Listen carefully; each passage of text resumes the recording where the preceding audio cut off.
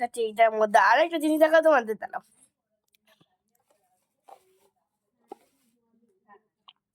ওটা অবস্থা দেখো, কালকে তো ঘুরে যাবা, আর এখন ঘুরাচ্ছে। এখন ঘুরানোর টাইম পেলে মা তুমি? হ্যাঁ, না না, গুছানোর টাইমের জন্য নয়, কবে কোন দিন কোন জামার সাথে কি পরবি তা সেটাই ম্যাচ করে রাখছি, কারণ তো দুর্গাপুজো কাছাকাছি চলে আসছে। কালকে রাখতে পারছিলে না?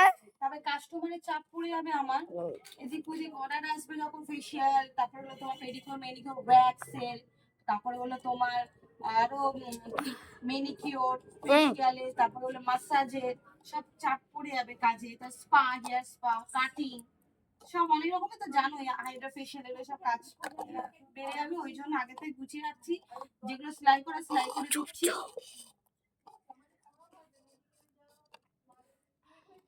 কালকে রাতে এমনি শুয়েছিল নাক ডেকে, আমি কতক্ষণ ধরে ডাকছিলাম যে মা ওঠো ওঠো, সে সাথে আমার ঘুমিয়েছে, সেই 10টা আগে ওঠেন, এই 11টা আগে ওঠেনি।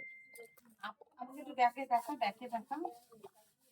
আপাতত এই শপিং কমপ্লিট হয়েছে, ঠিক আছে, আরো আছে, আমি দিয়েছি সেলাই ফেলাই করতে, কি আছে দিয়েছি, আপাতত কমপ্লিট হয়েছে।